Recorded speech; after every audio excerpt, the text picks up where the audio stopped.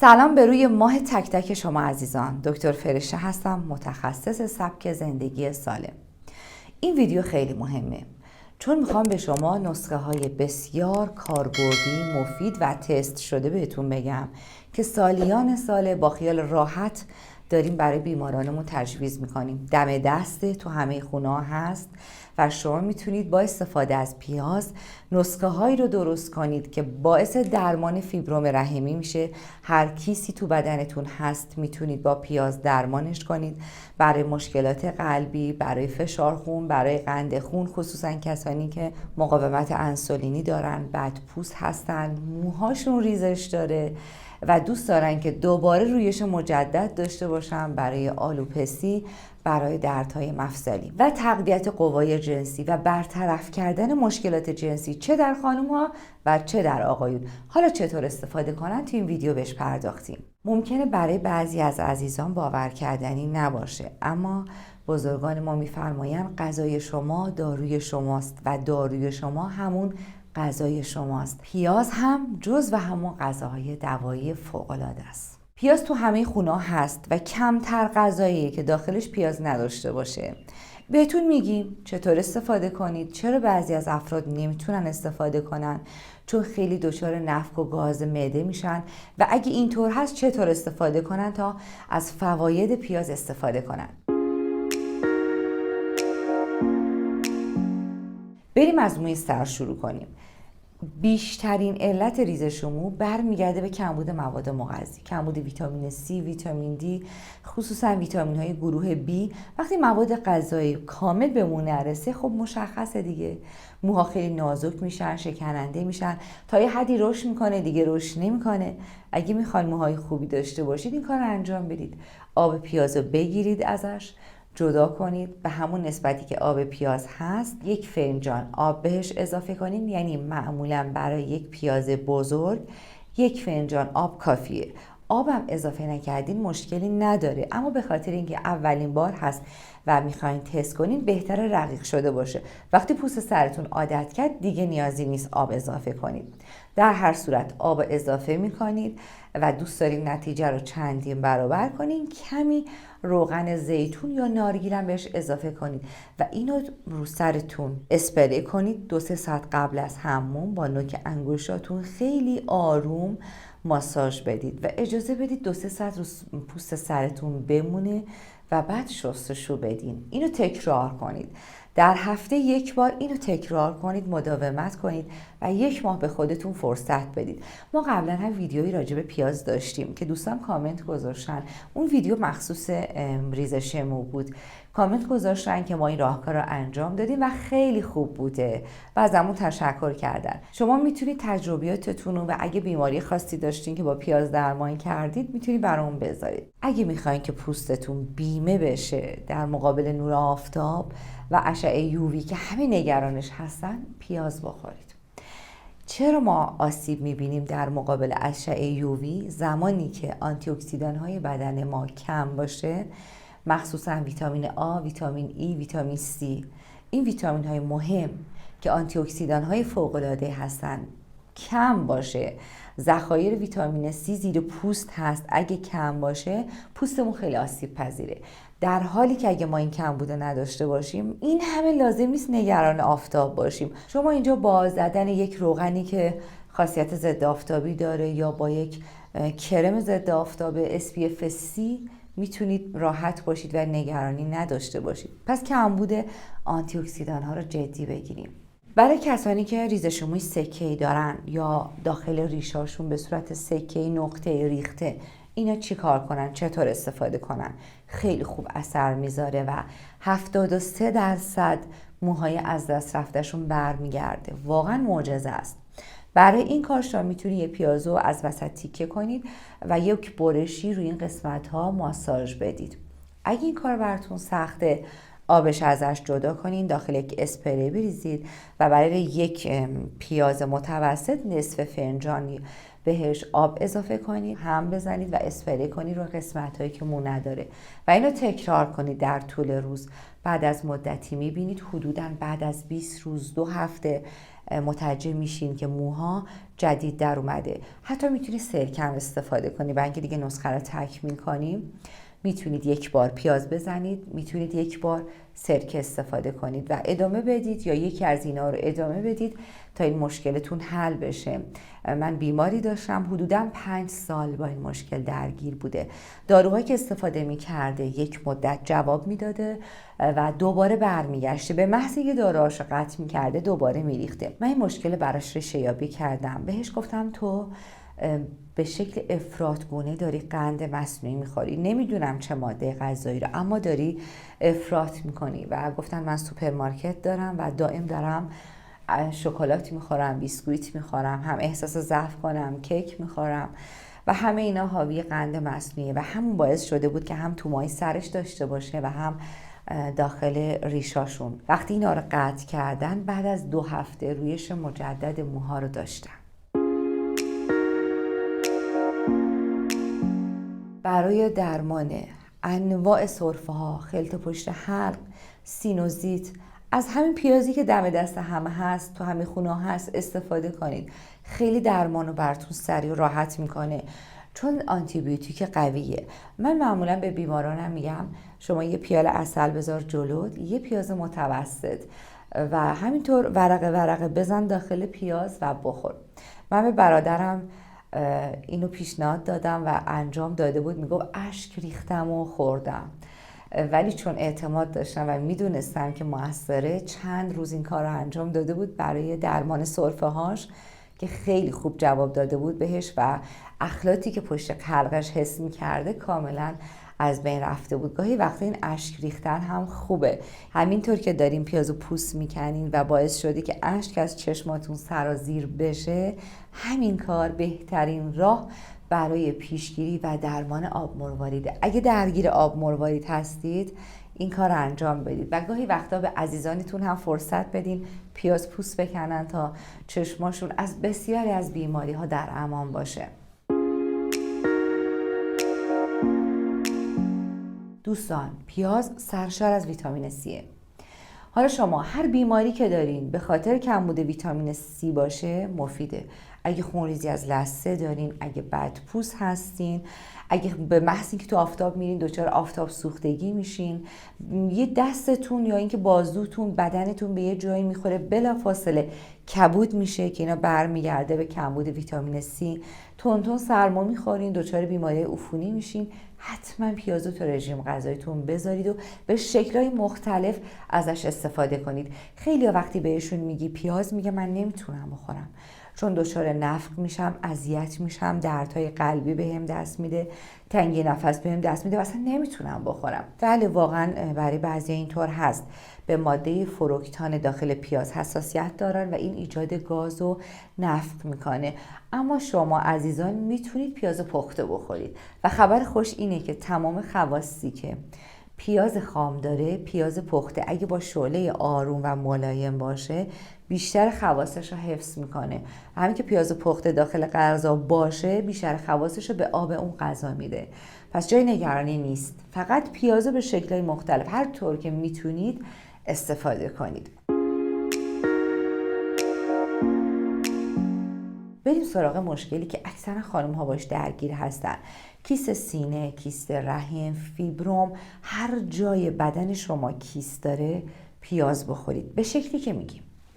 یه دونه پیاز متوسطو خوردش کنید و 3 فنجان آب بهش اضافه کنید و 2 دونه میخک. اجازه بدید بجوشه تا این مقدار آب به 1 لیوان برسه. پس باید با آرامش بذارید بجوشه و اون 1 لیوان آبو به 3 قسمت تقسیم کنید و در طول روز با کمی عسل میل کنید. مثلا صبح و ظهر و شب فرقی نمیکنه بعد غذا یا قبل غذا باشه. اما خیلی وقتی معده خالی میخورن ممکنه اذیت بشن، در صورتی که اگه با این روش بخورید هیچ مشکلی براتون پیش نمیاد. پس اگه کیست سینه داری، کیست رحم داری، حتی بعضیا کیست روی دستشون دارن، هر جای بدنت کیست هست حتما این نسخه رو امتحان کن. کیستایی که قابل دیدن هستن رو دستتونه، نمیدونم حالا یا تو سینه هست، قابل لمسه و میفهمی که کیست هست، پیازو یه خورده بخار پزش کنید و همینطور گرم گرم روی اون پیاز بذارید، یه گاز بذارید و چسب بذارید و اجازه بدید بمونه، حداقل 24 ساعت بمونه. دوباره تعویض کنید پیاز جدیدتر و ذوب میکنه. خیلی وقتا باعث میشه اون کیست سر باز کنه و تخلیه بشه. برای آبسه های دندون خیلی خوب جواب میده. اگه لثتون آبسه کرده، پیازو بخار پز کنید بذارید و صحبت نکنید. اجازه بدید بمونه چند ساعت، تو همون حالت دوباره تعویض کنید، ادامه بدید. بعد از چند بار تعویض دیگه این کاملا نرم میشه، سرباز میکنه و عفونت میریزه بیرون و نیازی نیست شما آنتی بیوتیک استفاده کنید. اما اگر دوست داشته باشید که یک آنتی بیوتیک خیلی قوی داشته باشید، اینطوری که میگم درست کنید. آب پیاز ازش جدا کنید و کمی بهش عسل اضافه کنید. حدوداً هر 6 ساعت شما یه قاشق مرباخوری آب پیازو با یه قاشق چایخوری عسل میل کنید. این آنتی بیوتیک خیلی فوق العاده است براتون. بعضی ها میگن من نمیتونم آب پیاز بخورم. اگه با عسل باشه هیچ مشکلی برای دستگاه گوارشتون به وجود نمیاره. اما برای اینکه دیگه خاطرتون جمع باشه، با 1/3 فنجان آب این نسخه رو استفاده کنید و از اثرات اون بهره ببرید.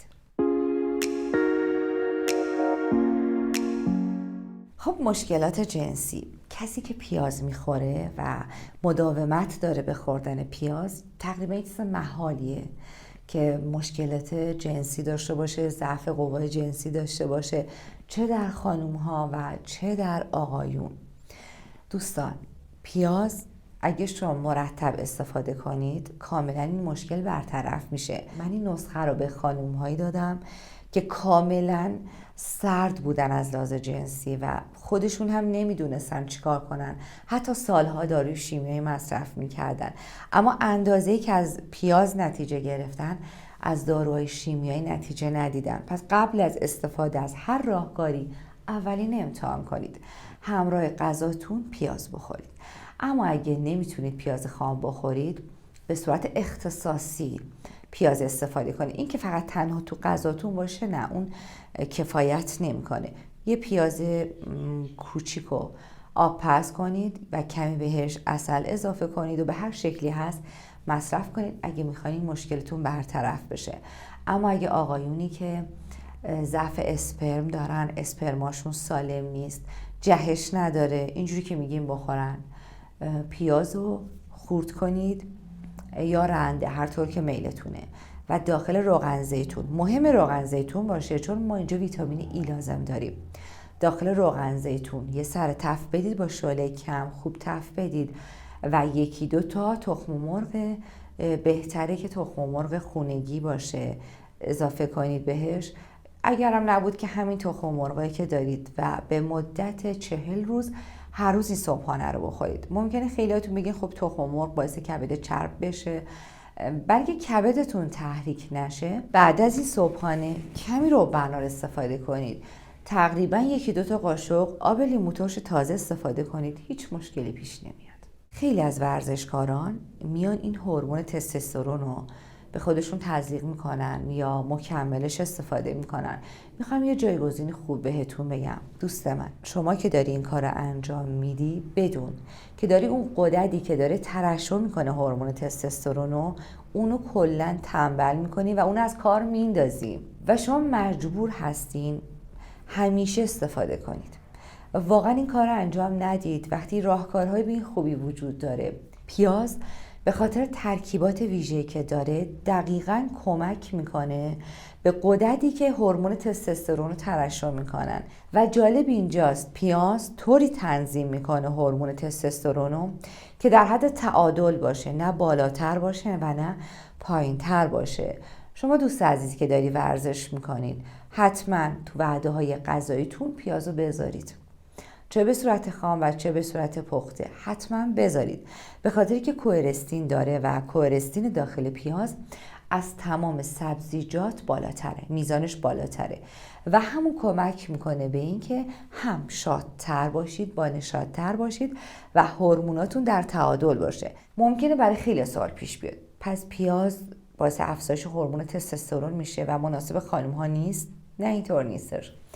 پیاز چون هورمون‌ها رو متعادل میکنه، در بدن خانم‌ها باعث تنظیم هورمون‌های زنونه میشه و در بدن آقایون باعث تنظیم هورمون‌های مردونه میشه و دیگه چی از این بهتر.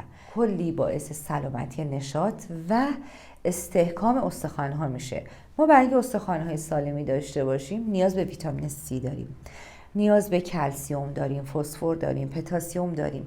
همه اینا رو داره و شما با خوردن پیاز علاوه بر این که موهای سالم و شادابی خواهید داشت، استخوان‌های بهتری هم خواهید داشت.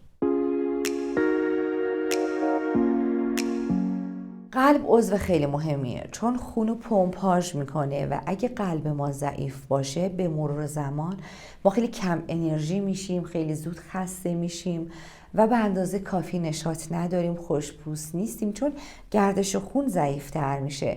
شما وقتی که پیاز استفاده میکنین چون طبع گرمی داره از نگاه طب ایرانی باعث تقویت عضلات قلب میشه، چون پتاسیم داره و عنصری بسیار با اهمیت برای تقویت عضلات قلب.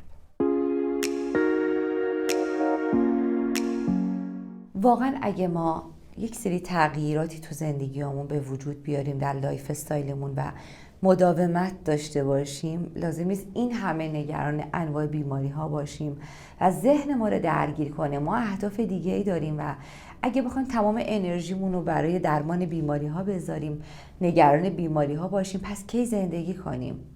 یه سری تغییرات درستی رو در لایف استایلمون به وجود بیاریم و این همه نگران نباشیم. پیاز رو به شکل‌های مختلف استفاده کنیم تا نگران سرطان نباشیم، مبتلا به سرطان و انواع تومورها نشیم. سال 2015 23 آزمایش و تحقیق انجام شد روی پیاز که چطور انواع پیازها، چه پیاز قرمز چه پیاز سفید، اثر میذارن روی سرطانها و تومورها و تمام این 23 آزمایش این قضیه رو اثبات کرد که اثر میذاره و باعث از بین بردن سلول‌های سرطانی میشه و سلول‌هایی که دارن سرطانی میشن خیلی سریع اونا رو حذف میکنه و اجازه فعالیت بهشون نمیده و در حقیقت مانع فعالیت‌های رادیکال‌های آزاد میشه.